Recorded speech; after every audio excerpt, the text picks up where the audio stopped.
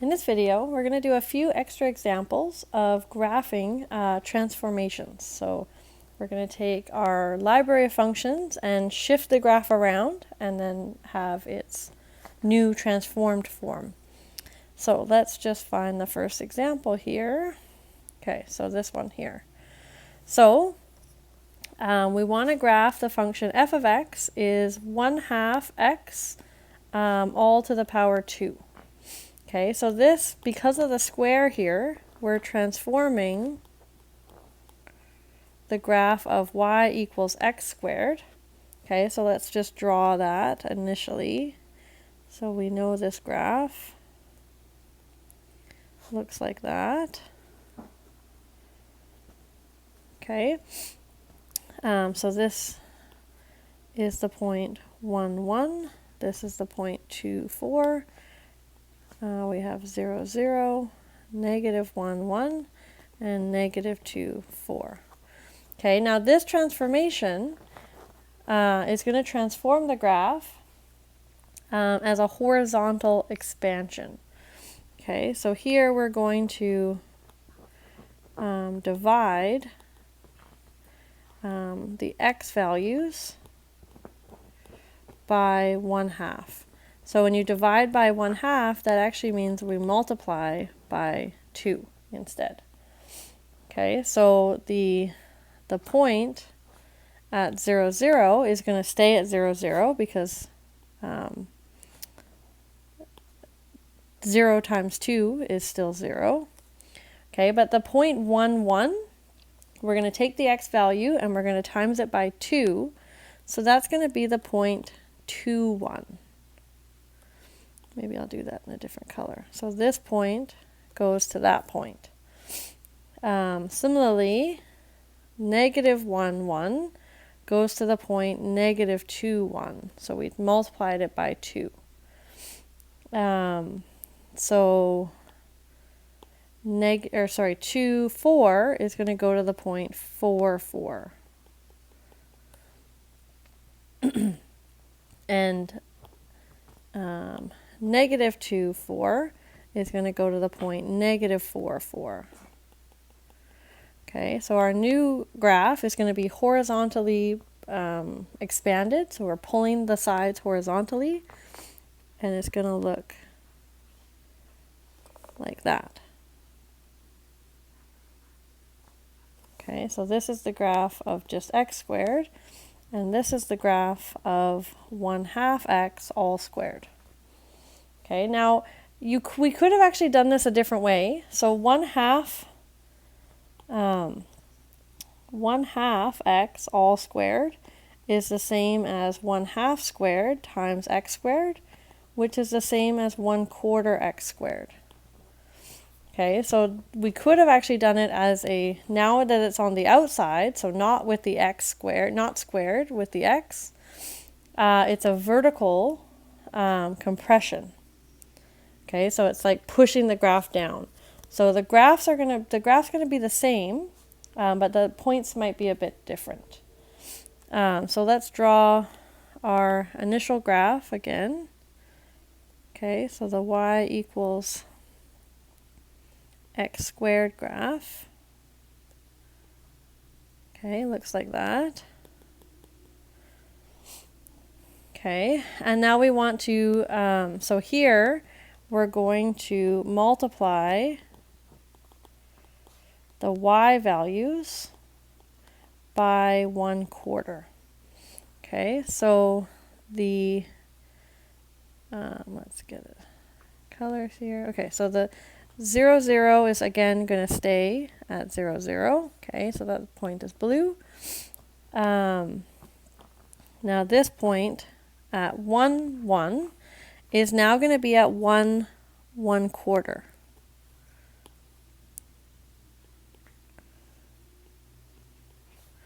Okay, and the orange one, okay, so at negative 1, 1, we're going to be at negative 1 and 1/4.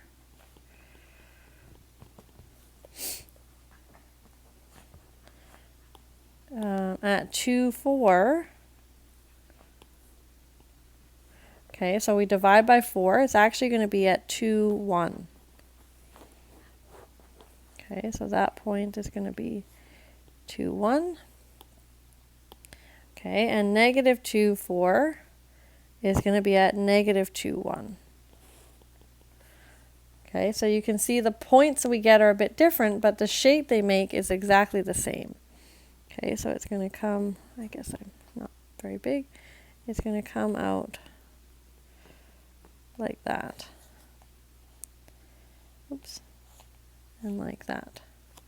Okay, so it's the same graph, but the points we plot are different because we're changing them in a different way. Okay, so we're doing a different, so instead of horizontally expanding by 2, we're vertically compressing by a factor of 1/4. Okay, let's try another one. Okay, so here, again, we're changing the x squared graph. Okay, so that means we're going to start with y equals x squared. So I'm going to plot that one. Again, we use this one a lot.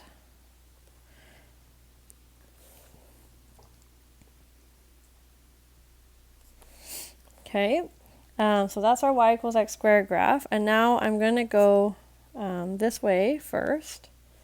So we're going to do the horizontal expansion, or the horizontal translation. So we're going to shift. So what I'm going to do is the y equals x plus 1 all squared. Okay, so that's what I want to do. So we're going to shift 1 unit, and this time we're going to go to the left. Because it's a plus 1, it's actually like x minus negative 1. Okay, so we're going negative 1 to the right. Okay, so that's actually 1 unit to the left. Okay, so 0, 0 is going to go to negative 1, 0. 1, 1 is going to go to 0, 1. Negative 1, 1 is going to go to negative 2, 1. Okay, the 2, 4 is now going to be at 1, 4. Okay, and I think we get the idea. So we just shifted the graph 1 to the left. Okay, and we have a point here too. Okay, so that's the graph. Okay, now we're going to go over here, and now we're going to add the 2 in. So we're going to do the vertical expansion. So then here we're going to have the graph 2 times x plus 1 squared. So we want to multiply, actually let's write it. So this is a vertical expansion by 2, right? That's the number we're using. So that means we want to multiply the y values by 2. Okay, up here, I forgot to say we wanted to subtract 1 from the x values. Okay, to shift to the left. Okay, so multiplying, so the negative 1, 0 is going to stay because when I multiply 0 by 2, I still have 0. Okay, but now my point at 0, 1 is now going to be at 0, 2. Okay, my point at negative 2, 1 is now going to be at negative 2, 2. And the other points are going to be too high, so they're off the grid here. So then my function is going to look like this. So we've grabbed it and we've stretched it vertically.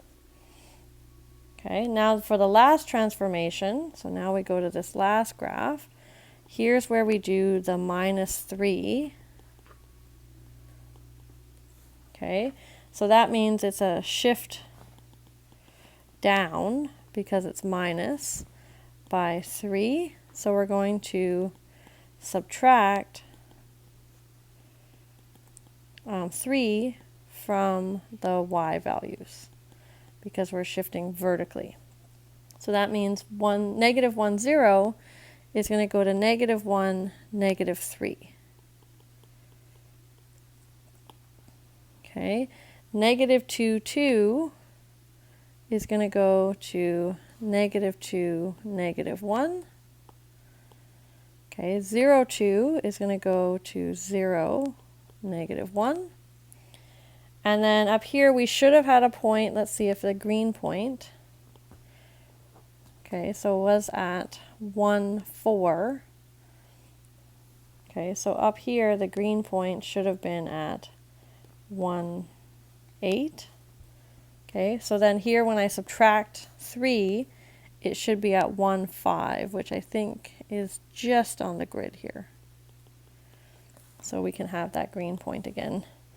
And again, there'll be the gray point as well at negative 3, 5.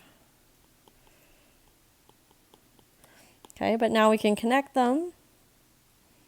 And this is our final transformed graph.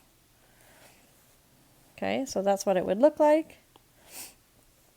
So we're just doing one step at a time here. So remember, you want to work closest to x and then out. So that's why we do the horizontal stuff first, because it's with x in the function.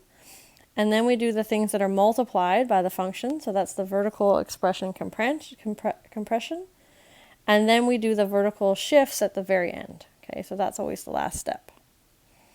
Okay, so what if I have the basic function, so y equals x squared, and I want to shift the graph to the right by 4. Okay, so that means, so we're going to the right, so we need to, so the point, the vertex, 0, 0, is going to actually be at negative 4, 0, right? So I shifted it 4, so that means that we're subtracting 4 to the x values, or from, I guess I should say. The x values. Okay, so that means that my equation, f of x, is going to be x minus negative 4, all squared, right? Because I want to do it to the x to move it horizontally. So it's with the x, but I want to go to the right, so that's like a negative left movement. Oh, wait. I got my lefts and rights mixed up here. So sorry, this is, I went to the left, not the right. So this is actually positive 4. So I want to add, sorry about that, I want to add 4 to the x values.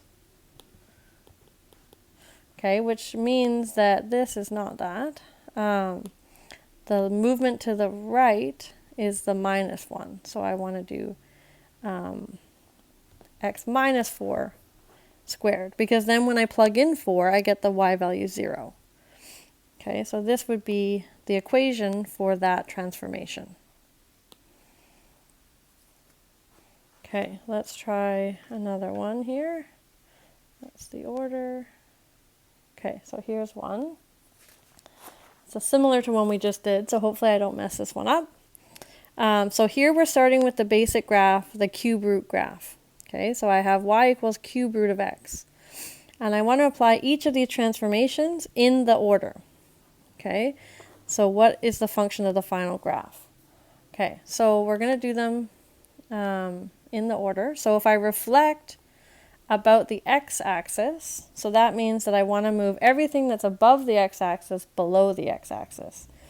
This is when there's a negative outside of the function.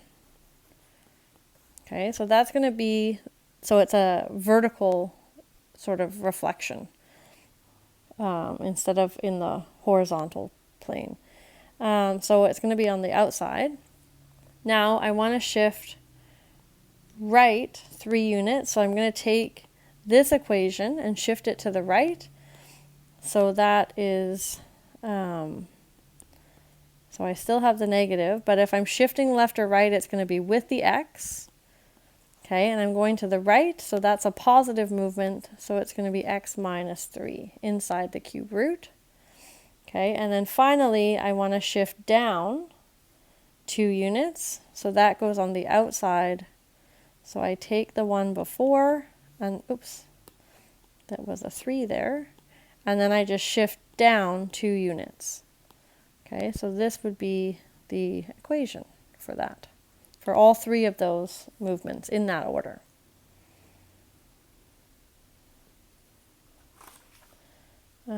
Okay, so I have one more here, I think.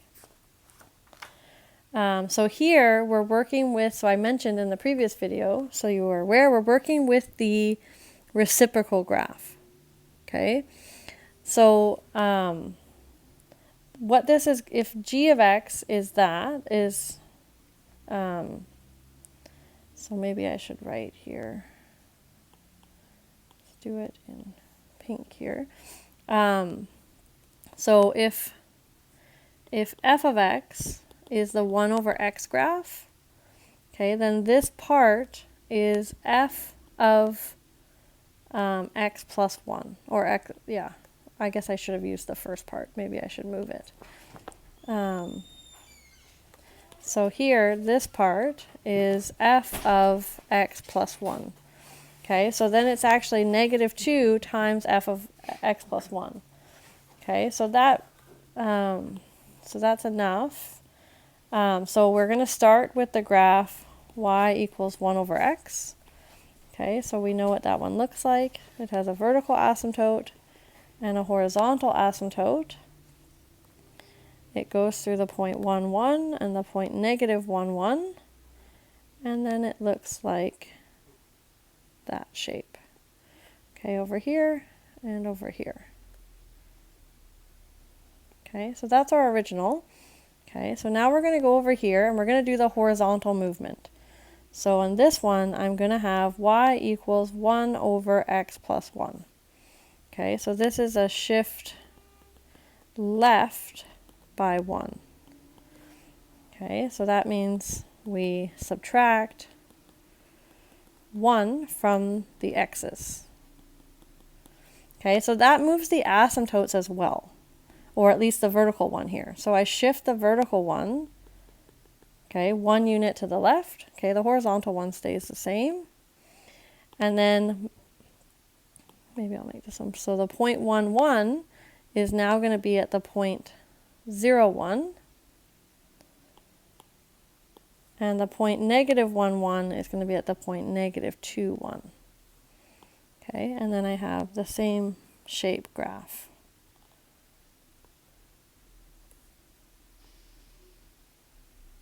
Okay, so it's going to look like that. Okay, now we could do this at the same time, but let's do it separately. So it doesn't matter what order you do. So let's do the 2 first. Okay, so what I'm going to have here is y equals 2 times 1 over x plus 1. So I'm going to ignore the negative. Okay, so this is a vertical expansion, okay, by 2, which means that we multiply the y's by 2. Okay, so it's here we're not going to move the asymptotes. Okay, so they stay like that. But the point at 0, 1 is now going to be at 0, 2. Okay, and the point that was at negative 2, 1 is now at negative 2, negative 2. Okay, and then the graph is going to be slightly stretched out. So it's going to look something like that.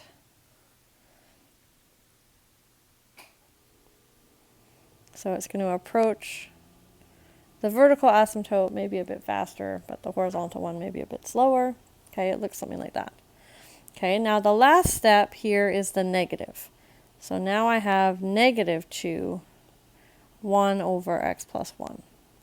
Okay, now the negative is a reflection.